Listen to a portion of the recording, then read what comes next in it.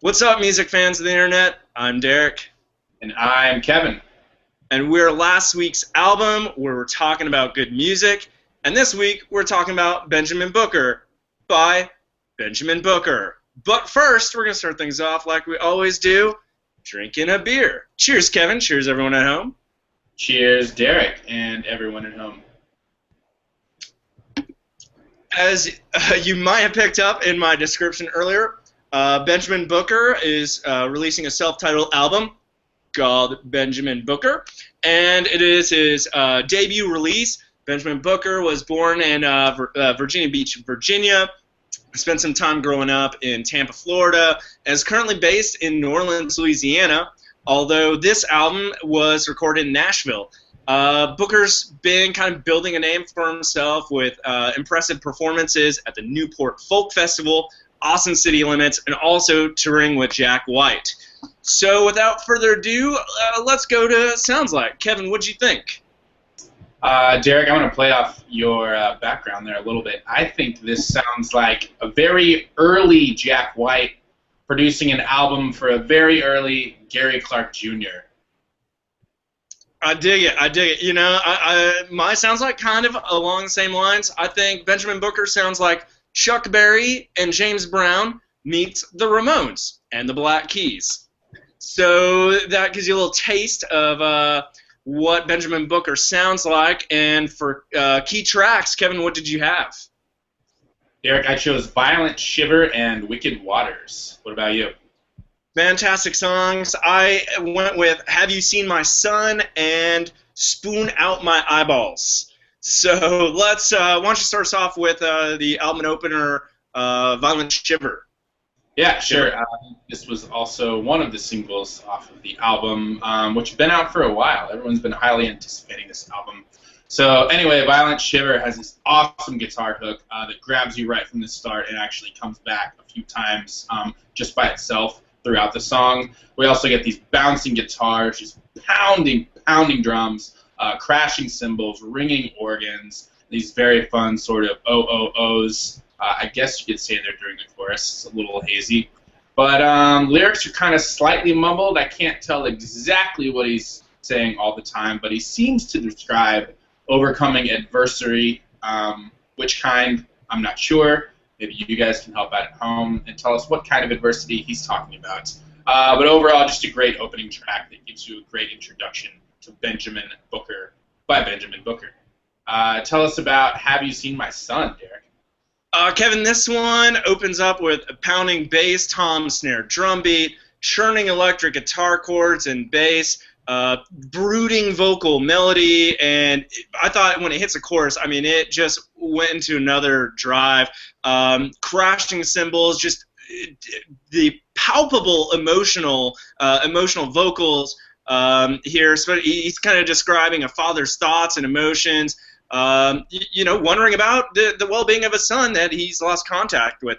And, one thing I kind of thought of was the lyrics here were pretty interesting, as I thought it kind of straddled the line between one, father knows best, kind of mind what I tell you type thing, and then secondly, acknowledging, that his son is going to encounter problems and questions that he himself, the father, is not prepared to deal with, let alone his son, and just kind of looking out there and being like, man, he's going to encounter these things that, he's not going to be able to answer, and I can't either, and I'm not even there to lend any help.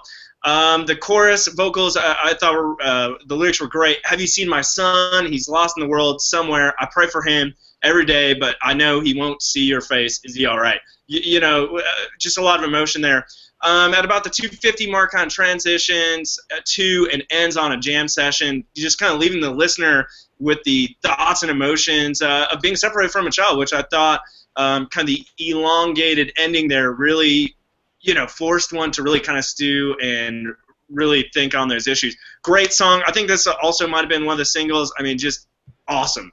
Kevin, why don't you tell us about Wicked Waters? Yes, but first, Derek, if you haven't seen it, go watch him play Have You Seen My Son on Conan. It is amazing. He shreds it to no other. Everyone at home, go watch it as well, but after this review. Wicked Waters has this really nice staccato opening, shifts into this jumpy, jittery romp, that's just a lot of fun. We get popping drums, pulsing organ, thumping bass, and I think the lyrics here are describing this sort of ambition and hard work and the sort of sacrifices you make. Sounds like he's speaking from experience. It might be his sort of working the circuit and getting his music going. At least that's how I took it. And I really like this one line. He says, "I'll never be nothing," which I read as just a really great play on words. It can be both a fear, like I will never amount to anything, but also a goal, like I'll never be nothing. I won't have that. I won't do that. I'm going to work harder than that. So a really great line that I thought sums up the track. Derek, spoon out my eyeballs. Kevin, before I talk about spooning out my eyeballs, there's another great lyric that really struck me from Wicked Waters. He said, I worked till I'm fucked up, and then I worked some more, which I think really just goes back to that thought process, and yeah, just awesome song. Spoon out my eyeballs. There's no good segue for that. This track really kind of goes in almost 3 different parts. It opens with this soft, rising, falling guitar riff, Booker's hushed, gravelly vocals, and then at the 1 minute mark, Booker's vocals kind of opens up, takes on this much more kind of gospel feel. The guitar riff increases in intensity in line. There's kind of some piercing, preachy organs, as I kind of coined in there. Bass, snare, drum beat picks up. And then at the 2 minute mark, the guitar shifts into high gear here, almost bringing a punk feel to it.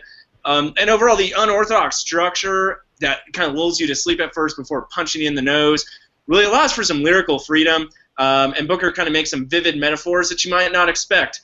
And he says, "And you will know that I will clap my hands till they're red, sacrifice my body to the building. I jump, solid ground will spoon out my eyeballs, and my feet will be good to your fall." So once again, kind of selflessness here. I don't really understand the physics of it all, but it just really grabbed my attention. So that brings us to best lyric, or whatever the hell we can discern from these lyrics. Kevin, what do you have going on? Yeah, I'm going to go with your second key track here, a line from Spoon Out My Eyeballs. I think it's the opening line. He says, "I would listen to the radio if I liked songs produced by 40-year-olds in high-tech studios." And to me, that's this album. Or I guess the album is the complete opposite of that. It's young, it's raw, it's imperfect, and it's in your face. And that line just really sums up his style in one great opening verse there. So, what do you think, Derek? What was your best lyric? Mine's coming from Have You Seen My Son? It kind of goes back to some of the lyrical themes, or what I could garner describing earlier. And he says, "I said I'm trying to find some truth in this world. I know there's things that you won't understand." Just kind of really, describing the emotions kind of associated with losing contact with a child or something. I haven't seen any of my sons because I don't think I have any. So I can't relate really, but it's awesome. Great song. So that brings us to overall rating. Kevin, what did you have? We all hope you don't have any sons out there, Derek, but my overall rating is 4 out of 5. I thought this album feels much more like a live show than a studio album, which is a compliment. It's rough around the edges, it's immediate, which is really, really nice. He sings a lot about faith, which kind of surprised me. Not only his own, but other characters and relationships as well. To me, it didn't feel completely, fully developed, and I realized that's part of the point, at least production-wise, but beyond the production, I felt like the flow and the instrumentation could have been a little bit better, a little bit different in certain spots, but nonetheless, an amazing first album for a young, clearly talented kid. I can't wait to see what he has in store next. What did you think, Derek? Kevin, I'm going big on this. I'm giving it a 5. Just the emotion and power that went into all these tracks just blew me away. Just really solid. I think you might be right on some respects where the production at some points maybe left something to be desired. But I kind of dug the lo-fi quality at times on this. Just really kind of gave it more of a I guess, real texture, if you will. And I think that goes back to your point about sounding like a live album.